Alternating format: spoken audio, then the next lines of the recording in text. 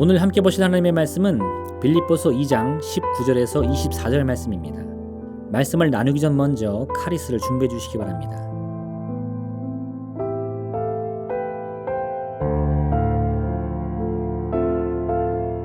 내가 디모데를 속히 너희에게 보내기를 주 안에서 바람은 너희의 사정을 알므로 안위를 받으려 함이니 이는 뜻을 같이 하여 너희 사정을 진실히 생각할 자가 이밖에 내게 없음이라.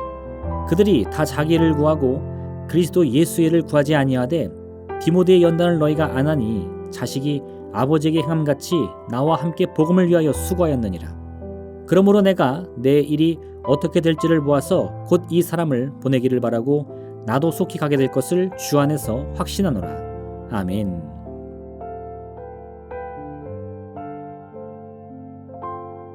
바울은 빌립보 교회의 소식을 듣기 위하여 디모데를 보내겠다고 말합니다.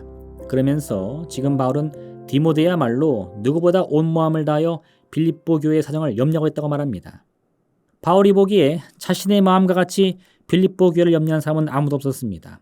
대부분의 사람들은 그리스도의 일보다는 오직 자기의 일을 더 앞세우기 때문이었습니다. 그런데 디모데만큼은 그렇지 않았습니다.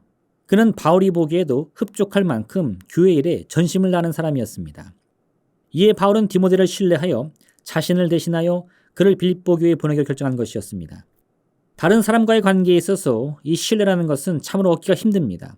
왜냐하면 오늘 바울이 말한 것과 같이 거의 모든 사람들이 예수 그리스도의 마음을 품기보다는 자기 자신의 유익을 구하는 마음이 더 앞서기 때문입니다. 무엇보다 자신의 유익을 더욱 앞세우다 보니 평소에는 믿음직해 보이다가도 결정적인 순간이 되면 그 마음을 바꾸어 사람들을 곤란하게 만들기 일쑤입니다. 아나니아와 삽비라는 초대교회 시절 열심으로 믿는 부부였습니다. 그래서 그들은 자신들이 소유한 땅을 팔아서 그 값을 교회에 내기로 결심했습니다. 이 사실을 먼저 사도들에게 알리고 땅을 팔았습니다. 그런데 판값을 받고 보니 무슨 이유 때문인지 그 돈을 전부 교회에 내기가 아깝다는 생각이 들었습니다.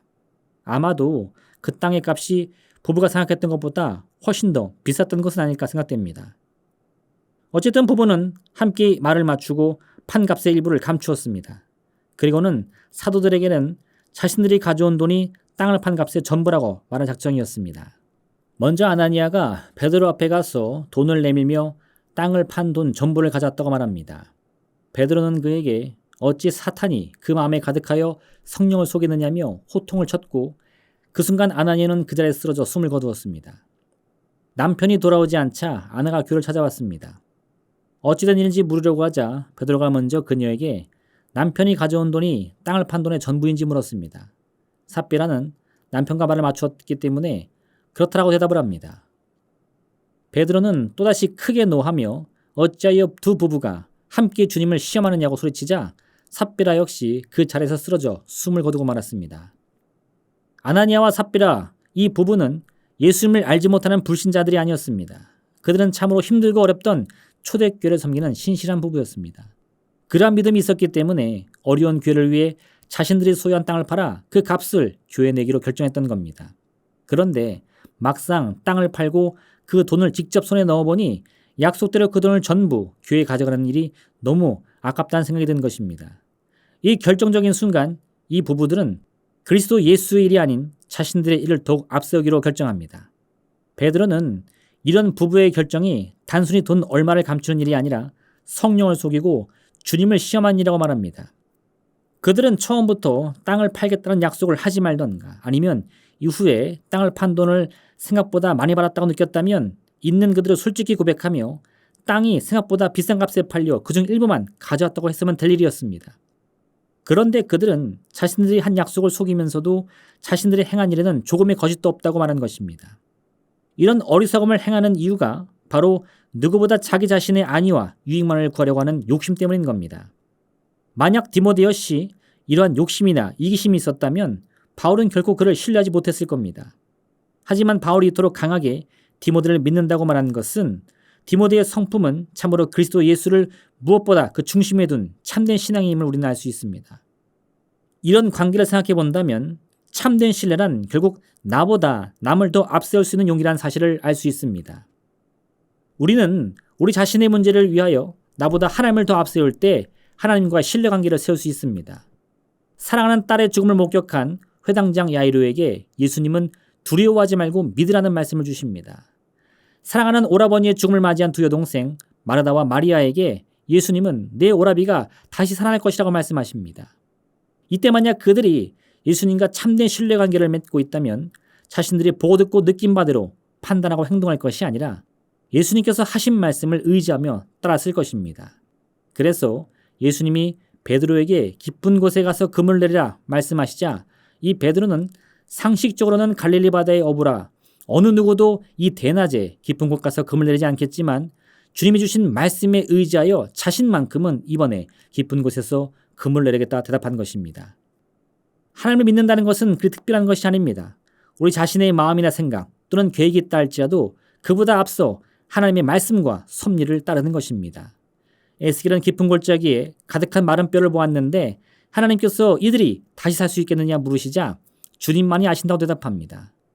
에스겔 자신의 이성과 지시로 생각한다면 어찌 마른 뼈들이 다시 살아날 수 있을까 회의감만 듣겠지만 그는 하나님의 뜻과 섭리를 생각하며 자신은 알지 못하는 일을 주님은 알 수 있다고 고백한 것입니다. 내 힘으로 해결할 수 없는 큰 문제를 만날수록 더욱 하나님을 앞세우는 우리가 되어야 합니다. 이 작은 믿음이 비록 겨자씨처럼 작고 초라해 보일지라도 이 겨자씨만한 믿음만 있다면 우리가 능히 하지 못할 일은 결코 없을 것입니다. 오늘 하루 이 작은 믿음의 소망을 품고 하나님이 이루시는 기적을 체험하는 복된 하루 되시기를 주님의 이름으로 부탁드립니다. 기도하겠습니다. 사랑의 하나님 아버지, 참으로 주님을 온전히 믿을 수 있는 그 믿음의 확신이 우리 가운데 있길 원합니다.